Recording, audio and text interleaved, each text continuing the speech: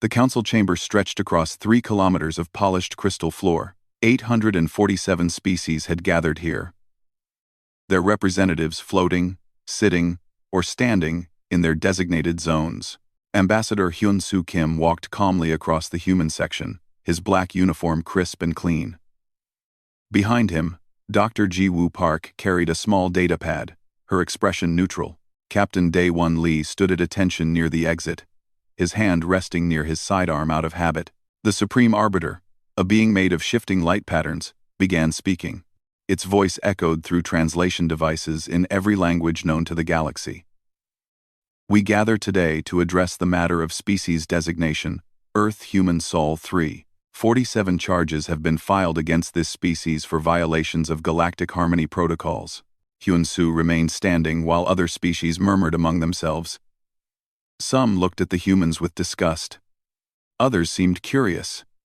A few appeared sympathetic. But they were the minority. The Arbiter continued reading the charges.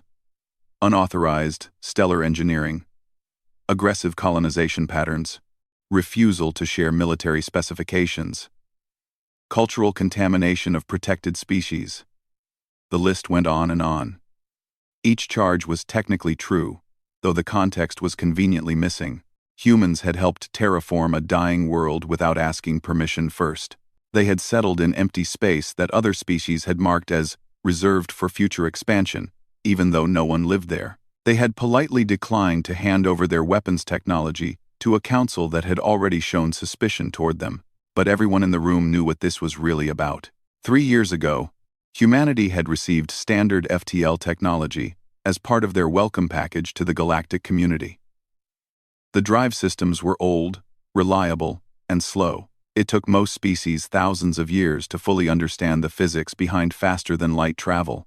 Some species still didn't completely understand the technology they used every day. Humanity took 3 years to reverse engineer it, understand it completely, and then improve it by 40%. They built new drives that were faster, more efficient, and cheaper to produce. When the council demanded the blueprints, citing technology sharing agreements, Hyun-Soo had politely refused. Those agreements, he pointed out, only applied to technology received from the council. Technology that humans developed themselves was their own property. The council had not been happy about that answer. The charges are clear, the Arbiter announced. Species Earth Human Sol 3 has demonstrated unwillingness to cooperate with galactic harmony. They advance too quickly. They ask too few questions. They respect too few boundaries. This council cannot allow such chaos to spread. A representative from the Vexian Empire stood up. Its 6 legs clicked against the floor as it spoke. We propose total quarantine, seal the Sol system, revoke all trading privileges, recall all embassies. Humanity must learn that the galaxy operates on cooperation, not competition. Hyun-Soo glanced at Ji-Woo. She gave a tiny nod. Everything was proceeding exactly as they had predicted. The vote began. Each species cast its decision. Green light for quarantine. Red light against. The chamber filled with mostly green lights. Some species voted red, mostly the younger civilizations who remembered when they had been in humanity's position. But the old powers, the ones who had controlled the galaxy for millions of years, all voted green. The final count appeared on the central display. 681 in favor. 166 against. Humanity was banned. The decision is made, the Arbiter declared. Effective immediately. Species Earth Human Sol 3 is restricted to the Sol system. All trade agreements are void. All cultural exchanges are terminated. All diplomatic relationships are severed. You have 30 standard days to remove your people from galactic space. The chamber erupted in conversation. Some species celebrated. Others protested. A few looked genuinely sad. Hyun-Soo waited for silence.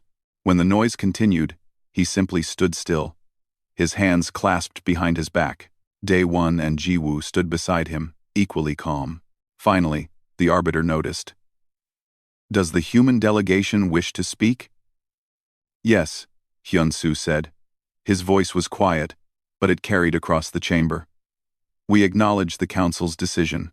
We respect your right to make this choice. Effective immediately, humanity withdraws from the Galactic Council. We will remove our embassies, our traders, and our citizens within the requested time frame. The Vexian representative clicked its mandibles in satisfaction. Finally, they understand their place. But Hyunsu wasn't finished. We also want to thank the Council for this opportunity. You've given us something we've wanted for quite some time, but couldn't request ourselves. You've given us freedom. Confusion rippled through the chamber.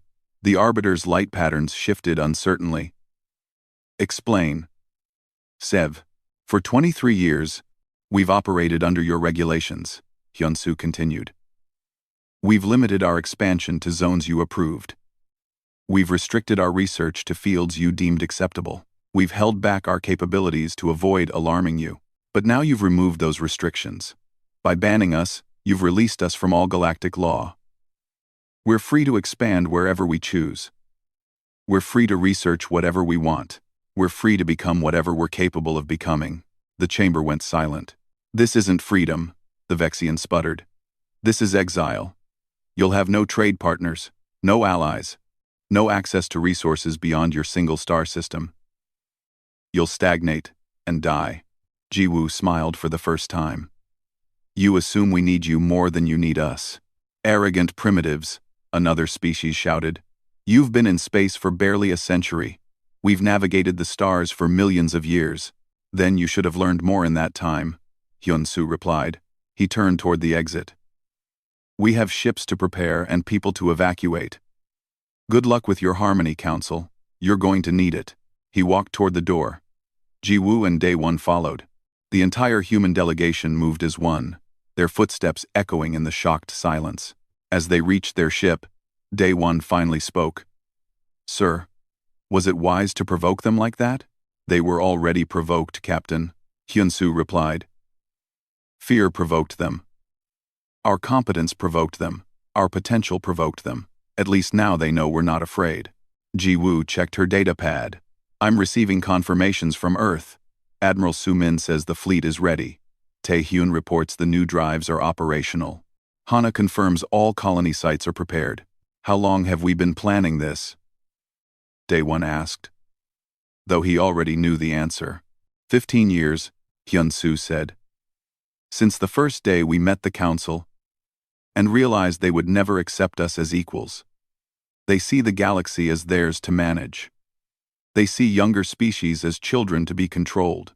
But we're not children, Captain. We're humans. And humans have never responded well to being told what we can't do. Their ship lifted off from the Council station. Behind them, 847 species celebrated their victory over the upstart humans.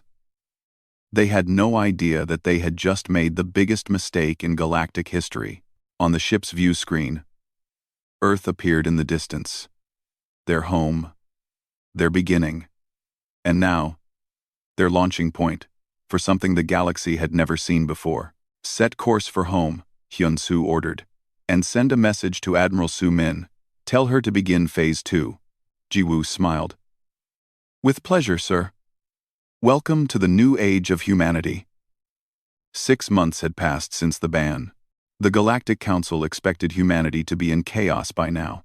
They had spy satellites positioned around the Sol system, watching and waiting for the inevitable collapse. After all, how could a single species survive without access to galactic trade routes, exotic materials, and established markets? Admiral Sumin Choi stood on the bridge of the Prometheus, humanity's largest construction vessel. She was 53 years old, with gray streaks in her black hair and eyes that had seen 3 wars.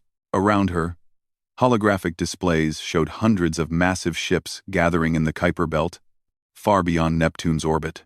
Status report, she commanded. A young officer responded immediately. 200 colony ships are fully loaded and ready for departure. Each ship carries 2.5 million people in cryosleep, along with enough equipment to establish full colonies. Total Exodus population, 500 million volunteers. 500 million, Sumin repeated softly. The largest migration in human history. Yes, ma'am. And every single one of them volunteered. We had to turn away 3 billion more applicants. Suman smiled slightly. That was humanity in a nutshell. Tell them something was impossible, and they'd line up to prove you wrong. She looked at another display showing Earth itself. The planet was busier than ever. When the Council cut off trade, they had expected Earth's economy to crash. Instead, it had grown by 18%. Turns out that when you stopped paying inflated prices for alien technology and started making your own, everything became cheaper and better. Admiral, Engineer Taehyun is requesting permission to come aboard, her communications officer announced. Granted. Send him to my ready room. 5 minutes later, Taehyun Song entered.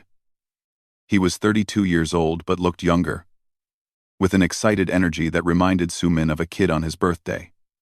In his hands, he carried a data tablet. Admiral, I wanted to personally deliver the final specifications on the fold space drives. Sumin gestured for him to sit. Tell me we're ready. Better than ready, Taehyun said, pulling up equations and diagrams. The Council's FTL technology works by pushing ships through subspace. It's slow, inefficient, and requires massive amounts of energy. Our fold space drives literally fold the space between 2 points. We don't travel faster than light. We make the distance shorter. And this actually works? We've run 300 test flights. The longest was to Alpha Centauri and back. Took 4 hours. The Council's drives would take 6 weeks for the same trip. Sumin leaned back in her chair. You're telling me our ships are roughly 250 times faster than anything the Council has? Closer to 300 times faster when we account for fuel efficiency and recharge time. Taehyun grinned. They expected us to be stuck in Sol's system. Instead, we can reach places they've never even explored. A chime interrupted them. Dr. Hana Yoon's face appeared on the communication screen. She was 47, a xenobiologist who had spent her career studying alien ecosystems. Now she was leading humanity's colonization planning. Admiral, I wanted to update you on the colony sites. We've confirmed 1,847 habitable worlds in unexplored space. All of them are beyond Council territory. Many are actually better than Earth in terms of natural resources. How did we find these worlds when the Council missed them? Sumin asked. Hana smiled. We didn't. The Council knew they were there. But their laws prohibit colonizing worlds that have any native life. Even microbial.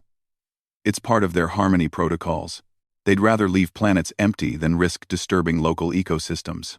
And we don't have that restriction anymore. Sumin finished. Exactly. We'll still be careful and responsible. We're not going to destroy native life, but we can terraform marginal worlds and work with existing ecosystems instead of avoiding them completely. The Council's approach is driven by fear. Ours is driven by adaptation. After Hana disconnected, Sumin returned to the bridge. Through the main view screen, she could see the colony fleet assembling. Each ship was 5 kilometers long, built in secret over the past 15 years. The Council had thought humans were building defensive platforms in the Kuiper Belt. They were half right. The platforms were there. But the real construction had been these massive colony vessels. All ships report ready for departure, her first officer announced. Sumin activated the fleet-wide communication channel. 500 million people would hear her words, even though most were already in cryo-sleep. The message would be played for them when they woke in their new homes. People of Earth, she began. Today we begin the greatest journey in human history. The galaxy tried to cage us, to limit us, to control us. They failed. They didn't make us weaker. They made us free. Every person on these ships chose to be here. You weren't conscripted or forced. You volunteered to build something new, something better than what the Council offers. You're pioneers. You're explorers. You're the future of humanity. She paused, looking at the display showing Earth in the distance. Some people think we're running away. They're wrong. We're not fleeing. We're expanding. We're not hiding. We're exploring. The Council thinks they've contained us, but they've only removed the chains they placed on us themselves. So go forward with courage. Build your colonies. Raise your families. Create new worlds. And remember that you carry Earth with you, not as a memory of home, but as a promise of what humans can achieve when nobody tells us we can't." The bridge crew applauded. Across the fleet, similar reactions rippled through the awakened crew members. "Admiral," her navigation officer called out, "we're receiving confirmation codes from all 200 ships. Everyone is ready. Then let's show them what humanity can do. All ships, engage fold space drives on my mark." She watched the countdown clock. 3, 2, 1. Mark.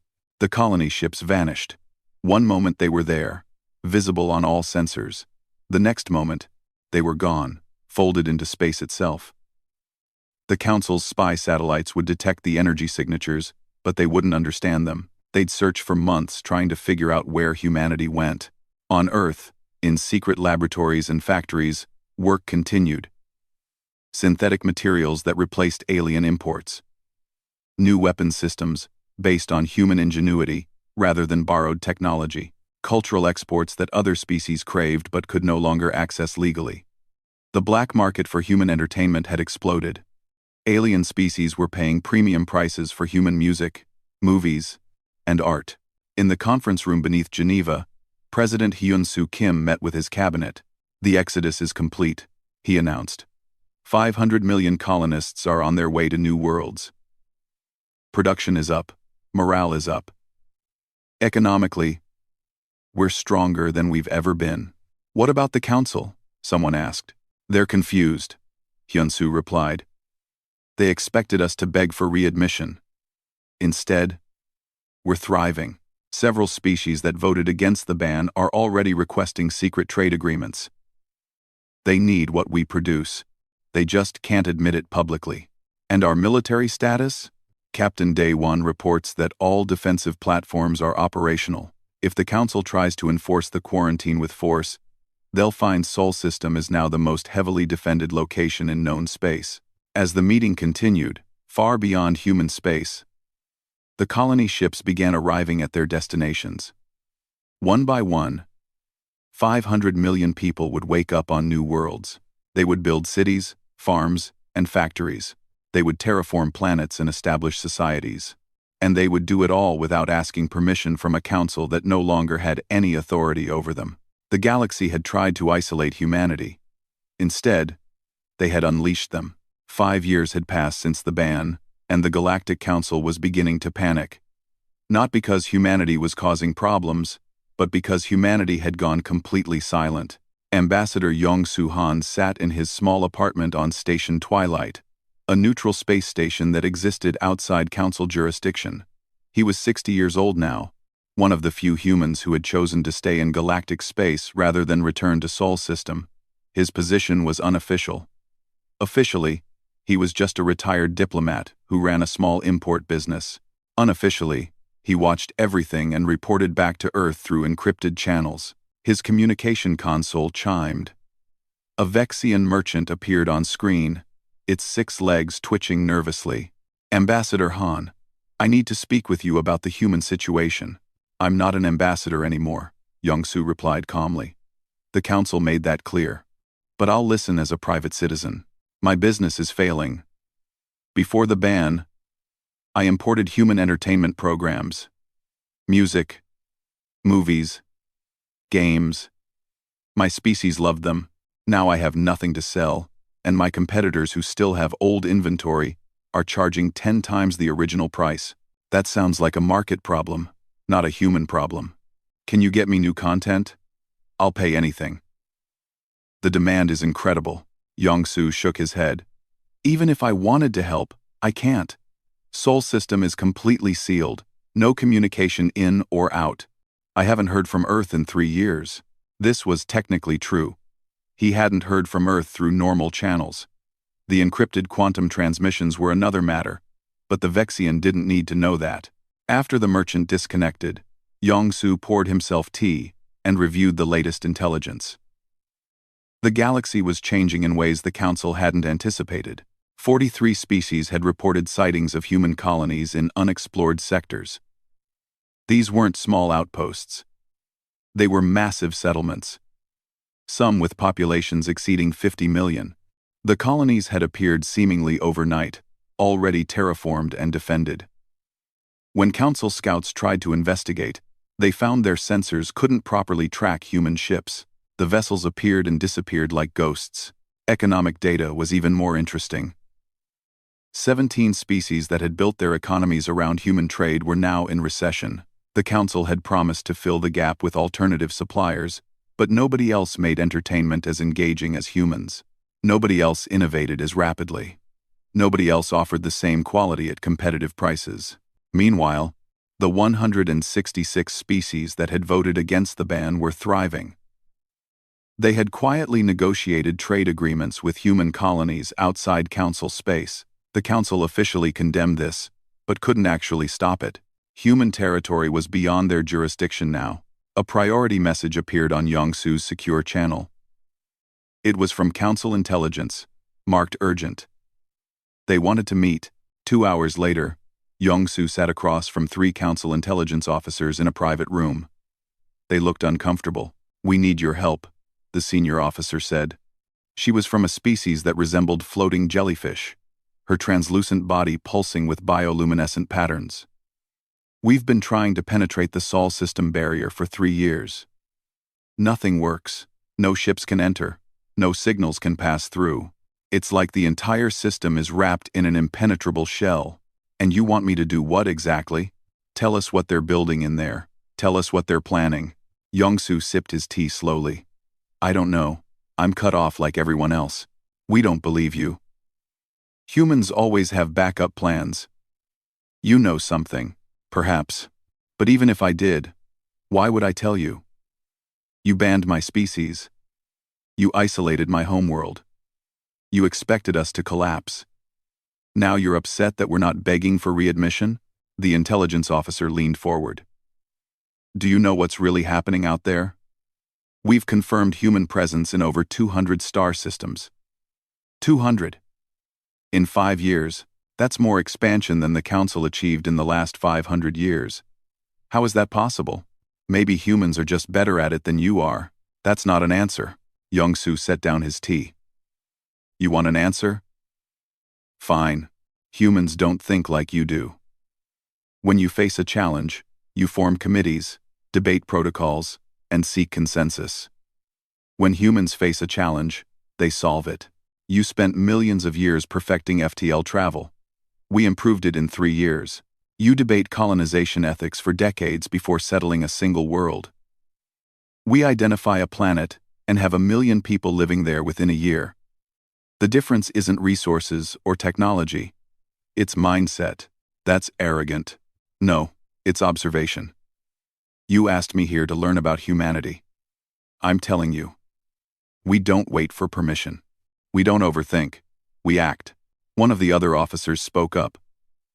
"We've detected energy signatures from human ships that our sensors can't properly analyze. What kind of technology are they using?" "How would I know? I haven't been to Sol system in 5 years, but you must have some idea." Yongsu considered his response carefully. "When the Council gave us FTL technology, you gave us the keys to the galaxy. But those keys were old, slow, and inefficient. So we made better keys. That's what humans do. We improve things." The lead officer's bioluminescence flickered with frustration. "The Council is considering sending a military fleet to Sol system to verify that humanity isn't developing weapons of mass destruction. That would be a mistake. Why? Because you have no idea what you're flying into. You banned us 5 years ago. Do you really think we've spent that time doing nothing? We've had 5 years of unrestricted development, 5 years without your regulations, your inspections, your limitations, 5 years to become whatever we're capable of becoming." The officers exchanged glances. The lead officer spoke again. "Are you threatening the Council?" "No. I'm giving you free advice. Leave Sol system alone. Focus on your own space. Humanity isn't your problem anymore. We're not in your territory. We're not subject to your laws. We're just another civilization pursuing our own path. But you're expanding too quickly. You're disrupting established territorial claims. Territorial claims in empty space that nobody was using? That's not disruption. That's efficiency. The meeting ended shortly after. As Yong-Soo walked back to his apartment, he couldn't help but smile. The council was terrified. Even if they wouldn't admit it, they had built their entire civilization on slow, careful, cautious growth. Then humans appeared, and did in 5 years what took them millennia. Back in his apartment, he activated his quantum communicator. President Hyun-Soo Kim's face appeared. "Report," Hyun-Soo said. "Council intelligence is panicking. They can't penetrate the Sol system barrier. They can't track our ships properly. They're detecting our colonies but can't explain how we built them so fast. And their economy is struggling without access to human goods." "Good. What about military action?" "They're considering it, but they're afraid. They have no intelligence on our capabilities. They're flying blind." Hyun-Soo nodded. "Dr. Minji Bei's ghost protocol is working perfectly then. How long until they crack?" 6 months. Maybe a year. Several species are already demanding the ban be lifted. The Council's authority is weakening. IFT. Excellent. Continue monitoring. And Yong-Soo? Be ready to evacuate on short notice. Things are about to get interesting. The transmission ended. Yong-Soo looked out his window at the stars. Somewhere out there, human colonies were growing. Human ships were exploring. Human civilization was evolving without asking anyone's permission. The Council thought they had contained humanity. Instead, they had freed them from every restriction. Now they were learning a lesson that every human child knew instinctively. Telling humans they can't do something is the surest way to guarantee they'll find a way to do it anyway, and they would do it better than anyone expected. The distress signal reached the Galactic Council at 0300 Standard Time. Vex Prime, one of the founding worlds of the Council, was under attack. The enemy was unknown, hostile, and unstoppable. Fleet Admiral Dong-Jun Park received the same signal 3 minutes later at Earth's military command. He was 55 years old, broad-shouldered, with scars on his face from the resource wars that had unified Earth decades ago. He had warned the Council 7 years ago that their military was built for show, not for actual combat. They hadn't listened. "Get me President Kim," he ordered.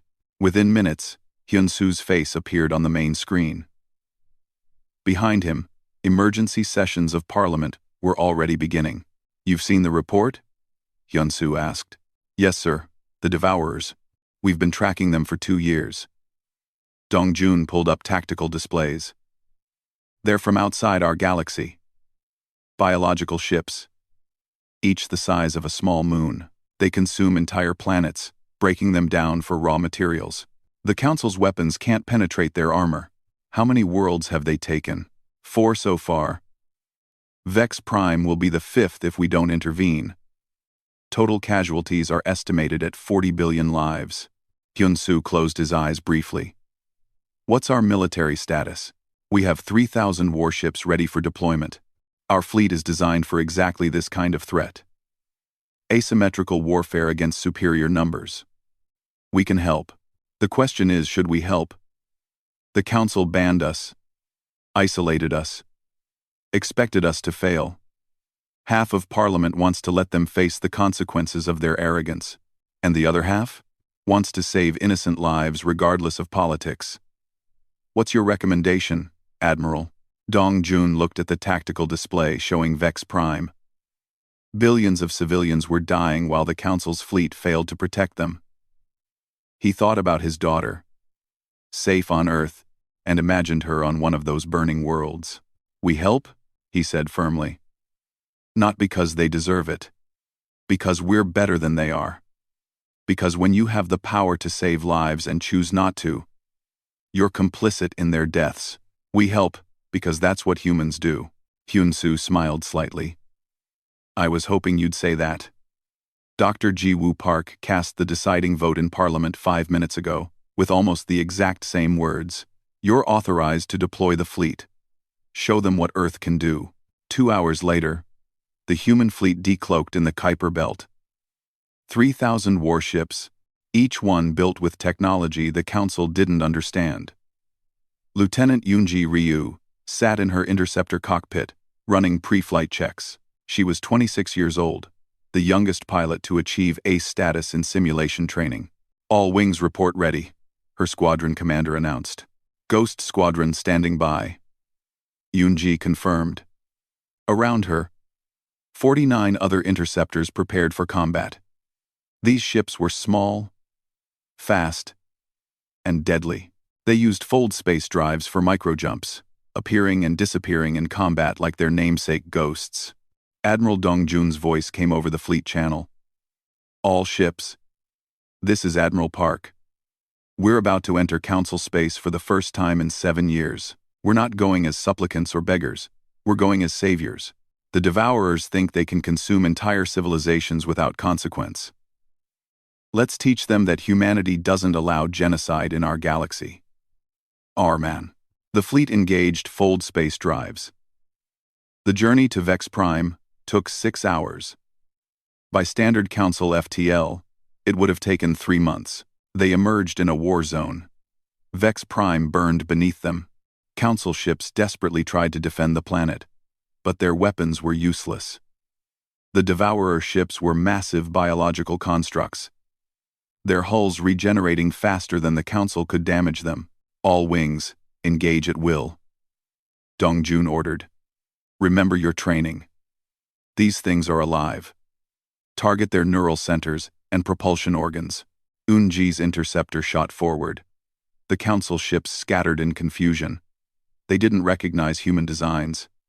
For a moment, she thought they might fire on her wing. Then they saw what Ghost Squadron could do. Her fighter folded space, appearing directly behind a Devourer ship. She fired her primary weapon, a quantum disruptor that didn't just damage matter, but unraveled it at the molecular level. The beam cut through the biological armor like a hot knife through butter. The Devourer ship shuddered as its neural center exploded. She folded space again, appearing kilometers away. Behind her, the massive alien ship began to collapse. "Splash one," she called out. "These things bleed like everything else." Across the battlefield, human tactics overwhelmed the Devourers. Ghost Squadron used hit-and-run attacks, appearing just long enough to deliver devastating strikes before vanishing. Heavier human cruisers deployed gravitational weapons that crushed Devourer ships like tin cans. Carriers launched swarms of drones that worked in perfect coordination, attacking weak points simultaneously. The Council forces watched in amazement. Human ships moved with precision that seemed impossible. They anticipated Devourer movements, adapted to new tactics instantly, and fought with an efficiency that seemed almost mechanical. What the Council didn't know was that every human ship was connected through quantum networks. Information flowed between them instantaneously. When one ship learned something, every ship knew it.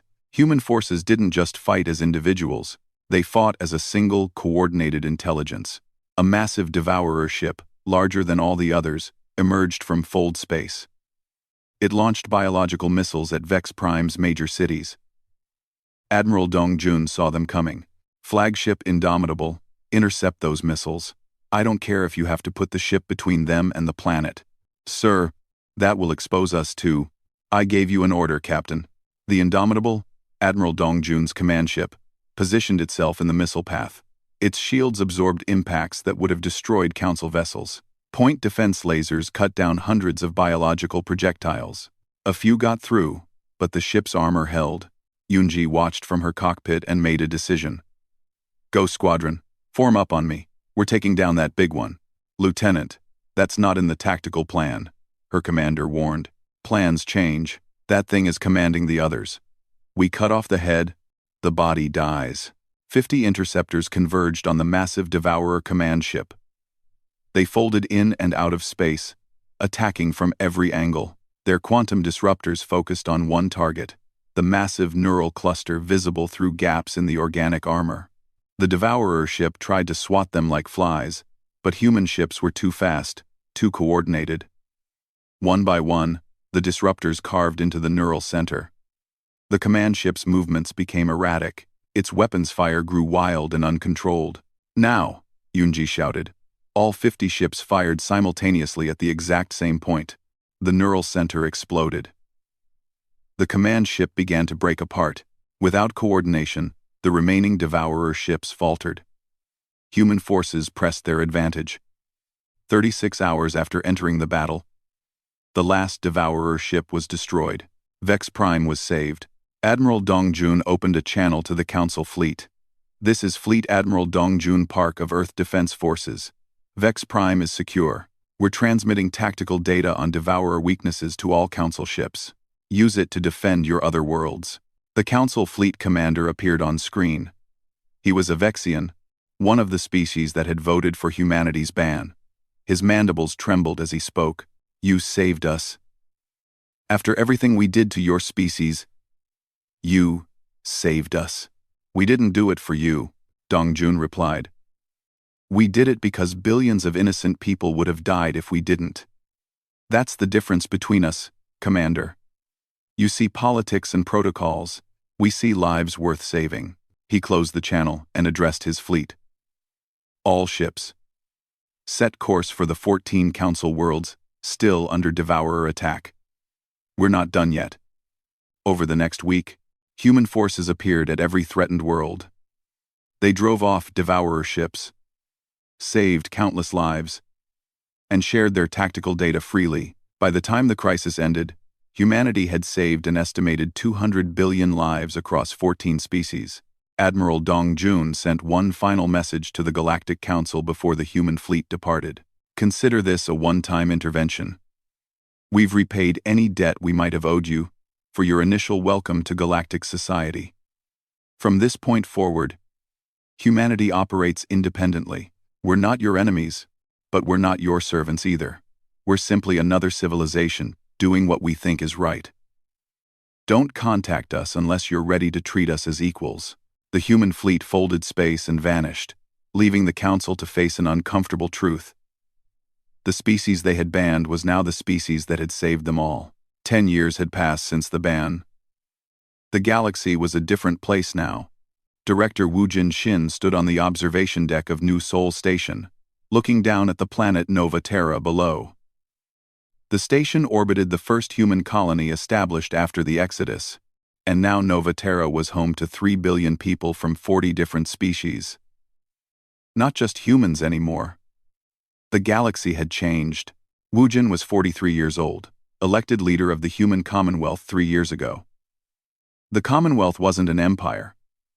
It wasn't even a traditional government. It was a voluntary association of species who chose to work together as equals.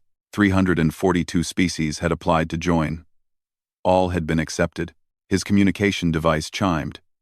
Captain Sang Hee Moon's face appeared. She was 39, commander of the Endeavor, the first ship with a truly mixed crew. Humans, Vexians, and members of 17 other species, all working together. "Director, we're ready to depart for the unexplored zone. Our mission is to chart new systems and make contact with any species we find. Remember the protocols, Captain. We're explorers, not conquerors. We ask permission, we share knowledge, and we respect boundaries." "Understood, sir." "It's strange, though. 10 years ago, we were banned from the galaxy. Now we're leading exploration missions with species that used to fear us."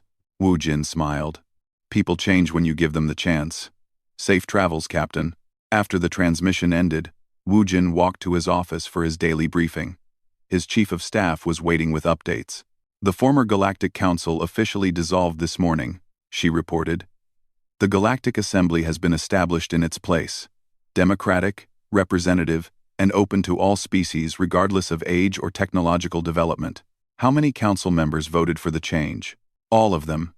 Even the species that originally opposed it admitted the old system wasn't working. The Devourer crisis proved that. Wu Jin reviewed the report. The old council had been an oligarchy, controlled by the oldest and most powerful species.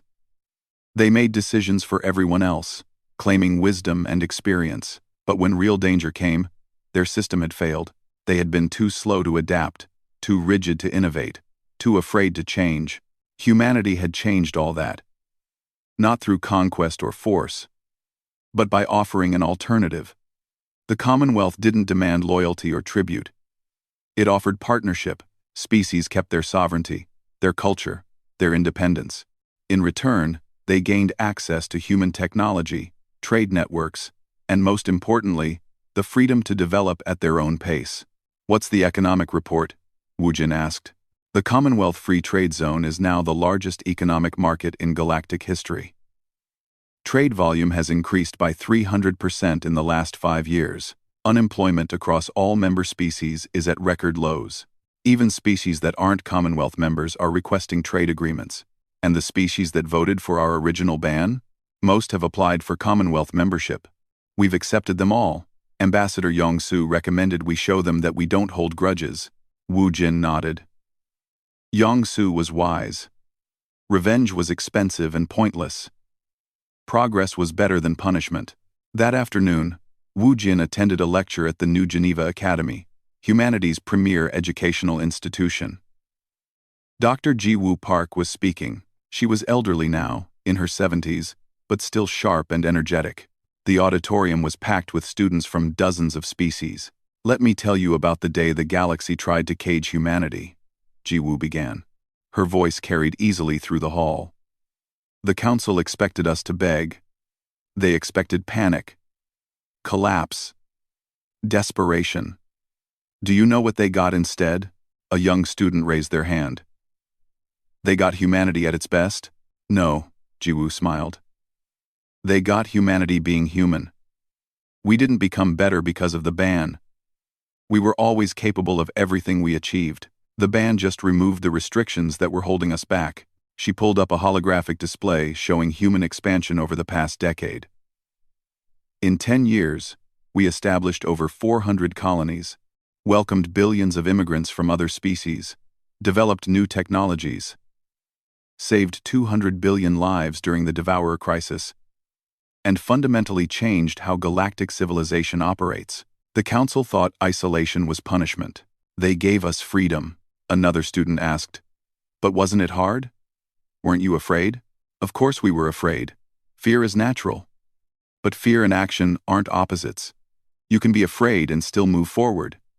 That's what courage actually is." The council let fear stop them from change. We let fear motivate us to prepare for challenges. After the lecture, Wu Jin met privately with Ji Woo in her office. "You're still teaching the same lesson," he said, "because it's still true. The galaxy needed to learn that progress comes from freedom, not control. Species thrive when you trust them, not when you restrict them. Some species are saying humans saved the galaxy." Ji Woo shook her head firmly. "No, we didn't save the galaxy. We showed the galaxy how to save itself. There's a difference. If we had established our own empire, replaced the council with human authority, we would have just repeated their mistakes. Instead, we stepped back and let species choose their own paths. That's why the Commonwealth works," Wu Jin agreed. "It's not about human leadership, it's about voluntary cooperation." That evening, Wu Jin returned to the observation deck. A former council member, a floating jellyfish-like being from the species that had once interrogated Ambassador Yongsu, approached him. "Director Shin, may I speak with you?" "Of course. I need to ask you something. How did you do it? How did humanity turn exile into triumph? How did you go from being banned to being the model everyone wants to follow?" Wu Jin looked down at Nova Terra, where human and alien children played together in the streets of the capital city. He could see the lights of homes, schools, factories, all built through cooperation between species that once feared each other. "You're asking the wrong question," he said gently. "You're treating our success as something mysterious or magical. It's not. We just applied simple principles consistently." "What principles?" "First, we didn't wait for permission. When the galaxy said we couldn't do something, we found a way to do it anyway. Second, we invested in people instead of protocols. We spent resources on education, innovation, and infrastructure, rather than bureaucracy. Third, we shared everything: technology, knowledge, culture. We didn't hoard it or sell it at inflated prices. But those principles aren't unique to humans. Any species could follow them. Exactly. Woojin smiled. That's the point. There's nothing special about humanity except that we were willing to try. The council had become comfortable with the way things were. They stopped innovating, stopped taking risks, stopped growing. We didn't have that option. You forced us to adapt or die. We chose adaptation. And now the galaxy is learning that those old limitations were self-imposed. Species can grow faster than the council allowed. Technology can advance more rapidly. Cooperation can replace competition. The Commonwealth isn't a human achievement. It's what becomes possible when species stop limiting themselves. The former council member was quiet for a long moment. We made a terrible mistake 10 years ago. Yes, you did. But you're making up for it now. That's what matters. Below them, a transport ship landed at the main spaceport. Woojin could see immigrants from 6 different species disembarking, coming to start new lives on Nova Terra. A decade ago, this would have been impossible. Now, it was routine. His communication device chimed. It was a message from Earth. President Hyun-Soo Kim was retiring, and the election for his replacement was complete. The new president was a former colonist from one of the frontier worlds, Democracy in Action. Captain Sang Hee-moon's ship, the Endeavor, was already 3 systems into unexplored space. Her reports showed promising new worlds and signs of previously unknown civilizations. The galaxy was larger than anyone had imagined. And humanity? Humanity was doing what it had always done best. Pushing boundaries, breaking rules that didn't make sense, and proving that the impossible was just difficult in disguise. Woojin looked up at the stars. Somewhere out there, the Devourers still existed, defeated but not destroyed. Other threats would emerge eventually. New challenges would arise, but the galaxy was ready now. The Commonwealth had shown that cooperation was stronger than isolation, that freedom produced better results than control, that trust built more than fear ever could. The galaxy hadn't banned Earth. Not really. The galaxy had freed Earth to become what it was always meant to be. Not a conqueror or ruler, but an example, a reminder that every species, no matter how young or how different, had the potential to achieve greatness if given the chance. Woojin smiled and returned to his quarters. Tomorrow would bring new challenges, new opportunities, new adventures. But tonight, he could rest knowing that humanity had done exactly what it set out to do. They had walked away from the galaxy's restrictions and built something better. And in doing so, they had taught the galaxy to dream again.